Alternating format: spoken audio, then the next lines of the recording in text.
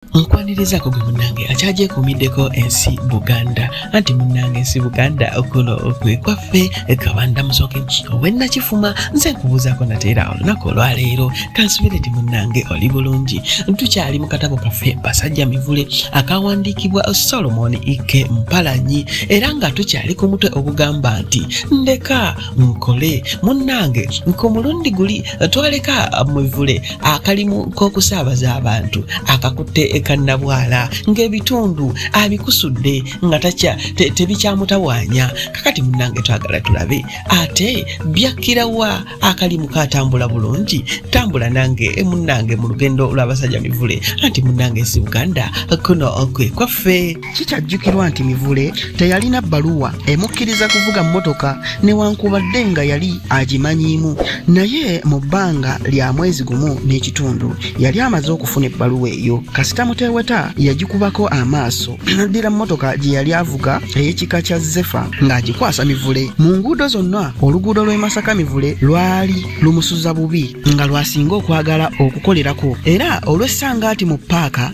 nga baayita b'e Masaka yavuga mmotoka ku luguudo lw'e Masaka abaamulabanga ne basigala nga bawuniikiridde omuvuka olwalabanga nga mmotoka kayejjudde abantu ab'ekigero omwana mulenzi n'alyoka avuga Zefa n'awuluguma ng'empologoma Mivule yalinanga kiseppeewo kye ekya kitakataka kye yatikkiranga n'akibundula mu maaso n'atuula nga yeekiiseemu katono akubye amabega ku luggi n'alyoka ababira mmotoka omuliro n'abagituddemu ebyoka ne bibeggunda olw'okuvuga ennyo emmotoka n'okutegeezanga banne mu paaka nti ekaabye kanaana kwe baasinziira okumuyitiranga ddala kanaana Mivule ng'akutte siteeringi nga tanyumya n'abasaabaze wadde okuzannyazannya n'emmotoka nga wabula ng'abeera ku kukyusa bigere biziiza ne ku muliro ng'olw'emikono gyo giri ku siteeringi na kukyusa jjiya newankubadde nga mmotoka ye kwaliko obutaala obulaga oludda lw'abaagenda okuweterako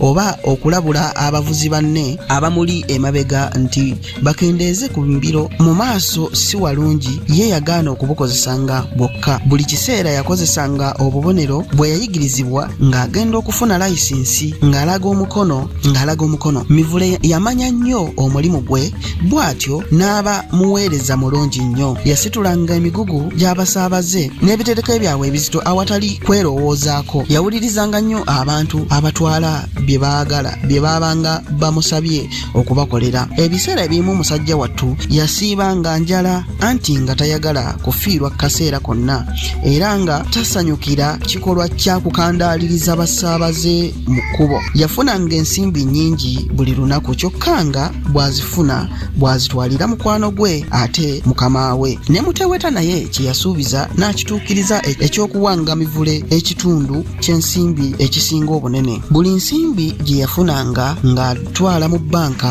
ekiseera bwe kyatuukanga eky'okugenda okulaba ku bakulu ne nakatudde ng'aggyeyo ku nsimbi entonotono ze yabatwaliranga okweyambisa Mivule teyanaanya anti ng'amanyi nti omusajja akula maka yateekateeka mangu n'agula amataffaali ag'emiwulenge agakolerwa ekajjansi n'agatwala e Bugerere n'agenda aguŋŋumula ennyumba eteyogerekeka mu kiseera kye kimu n'agaziyirizaamu nnyo ennimiro z'abakadde be era n'azirabirira bya kitalo mu bintu ebisinga obungi Mivule yali musajja mugumu nnyo naye ng'ekintu kyatayinza kugumira n'akamu kati kyakuzzibwa nate mu kkomera buli lwe yabanga ateeka abasaabaze mu mmotoka ng'akozesa engero zino zombi nti engabi eyeewala yeekaluba ennyama n'olulala nti okulya ennyingi si kuggwa maddu engero ezo ng'azikozesa nnyo buli lwe yabanga afulumya omusaabaze ow'enfisi mu mmotoka ye naye nno nga bwe gutamanya nnyumba mbi lumu bulooka ateeka abasaabaze mu mmotoka ya Mivule ng'ayingirizaamu n'akasajja akakulu ddala akaali akampi ennyo Mivule aba agenda okusimbula mmotoka n'asooka okuyisa amaaso mu basaabaze be yali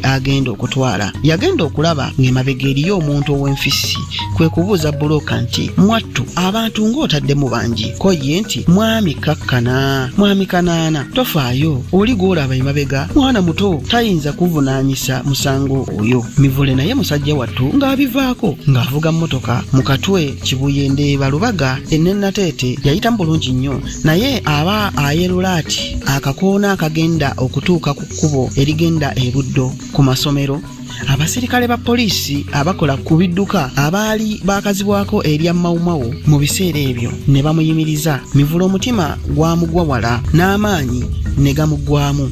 Abasirikale baasooka kwogera mu Luswayiri kyokka nga Mivule talutegeera bulungi. Oluvannyuma kwe kudda mu Luganda ne bamubuuza ebibuuzo ebyakumukumu. Yannyonnyola abasirikale nti omuntu omulala oli eyali ayiseemu yali mwana muto, ko bo nti omuntu oyo gw'oyita omuto kale leka aveeyo omulabe. Omusajja Nakampiginya oli olw'obutategeera byamwogerwako nga bakyali ku paaka, bwe yawulira nga bamuyita omwana omuto naye kwe kwerwanako nga bw'ava mu mmotoka nti simanyi obwedda nze gwe bayita omuto, leka nveeyo bandabe. Omusajja olwali okwesimba ebweru ng'ategeeza abasirikale nti nze ndi muntu mukulu ddala era ndowooza ku mmwe tewali ansinza myaka. Omusirikale omu kwe kumubuuza nti gw'olina emyaka emeka, ko ye nti kaakati kandabe guno onkutte gwana mwena. Bwe gwatuuka awo Mivule amagezi ne gamuggwako ng'ayombera gy'asaka. Mu butuufu akasajja kaali kakulu nnyo lwakuba kampi era Mivule yejjusa olw'obutamala kwetegereza nga tannava Kampala. Mivule yamanya nti omusango gwali gumusinze, bw'atyo kwe kwegayirira ennyo abasirikale bamusonyiwe. Ekyennaku bo baakomba kwerima, baamuwandiikako emisango ebiri. Ogwasooka gwali gwa kutikka bantu bajjingirizi mu mmotoka, n'omulala gwa kubuzaabuza ba poliisi okuddira omuntu omukulu n'amuyita omwana obwana omuto. Mivule bwe yamala okussa omukono ku kapapula abasirikale ke baamuwa, n'akwata mu nsawo z'empale ye n'aggyamu akatambaala akaali kaddugaaliridde ne yeeyisa mu maaso, n'akololamu katono n'afeesa n'anyeenya omutwe, n'ayingira mmotoka n'agamba akasajja nti ssebo sooka oveeyo emabega, njira nkuzza wano mu maaso, bwe tunaatuuka eyo onoddayo. Naye kati kiri bubi nnyo eky'abasirikale bano. Omusajja naye teyali mubi, ng'akkiriza. Bwe yafuluma ng'agamba Mivule nti kale nno nga bwe nfulumyeko ebweru kammalire ddala okuddako ebbali wano neeyambe tulyoke tugende lumu. Ko Mivule nti ekyo si kibi kyokka yita mu byangu. Mivule kyazira kulaba musajja ng'azze ebbali, ye n'asimbula mmotoka kubanga kye yali agenderedde eky'okuggyamu akasajja kali n'okukaleka ku kkubo kyali kituukiridde bulungi nnyo. Mivule yatya era amadda ng'ava e Masaka katono aleme kuleeta basaabaze. Bwe yatuuka ku paaka teyabandaala, n'addayo eka. Mukyala Muteweta yeewuunya nnyo okulaba Mivule ng'akomyewo emisana bw'atyo, naye yali tannamubuuza. Mivule n'amwetanga nti mukadde leero yaluguddewo bubi era kyovudde olaba nga nkomyewo kaakati. Ko mukyala Muteweta nti ogubadde ozizza emisango, anti emisango gya mmotoka tegiggwa. Ko Mivule nti ndeka bulesi mugole wange. Nga Mivule aluva ku ntono talina kyeyerekerayo. Omukyala bwe yamala okubiwuliriza byonna n'alaba nga si by'amaanyi era nga tebitiisa muntu kutuuka awo, kubanga bba yali atuuse ku bintu bingi eby'amaanyi ennyo okusinga ku ekyo, kyokka n'atatya nnyo. Muteweta yagenda okudda, yasanga mukwano gwe ali mu buliri akirako omulwadde omuyi. Mivule teyalwa ng'annyonnyola munne nsonga nga zimumalirayo. Muteweta yafuba nnyo okugumya Mivule, naye ye ng'alabika atidde nnyo. Ebiseera ebyaddirira nga tannaba kuyitibwa kugenda mu kkooti kuwoza, yali mweraliikirivu nnyo, kyokka ekyali ekirungi bwe butalaga nti yalinanga ebimweraliikiriza. Ekiseera tekyalwa Mivule n'ayitibwa okugenda okuwoza emisango egyamuwaabirwa. Yabukeereza nkokola n'ayambuka ku kkooti n'ayingira mu kisenge mwe yasanga abantu nga balindiridde omulamuzi. Mu ddiiro wasookawo omusango omulala ogwamuwawaabirwa ne gumusinga era olw'okuteganya n'amuyigganya ennyo omulamuzi n'antanzibwa ensimbi ate n'okusibwako mu kkomera ebbanga lya mwezi mulamba. Mivule bwe yamala okulaba ebyo n'agamba nti gakuweebwa munno ye olwesimba mu kaguli n'amalirira obutateganya mulamuzi ku musango gwe yamanya nga yaguzza. Mivule yasesa nnyo abaali mu kkooti. Omulamuzi bwe yamala okuwulira empoza y'omuwaabi n'akyukira Mivule n'amubuuza nti ebyo obikkiriza bwe byali byonna bwe bityo? Ye kwe kuddamu nga yenna yeesimbye butenyeenya nti mukama wange, ekitundu ekisooka eky'omusango guno nkikkiriza nga bwe kiri, naye ekitundu ekyokubiri ekyo si bwe kyali. Nze mukama wange gw'olaba mu maaso go saamanyira ddala nti omuntu eyali atudde mu mmotoka yange emabega yali muntu mukulu.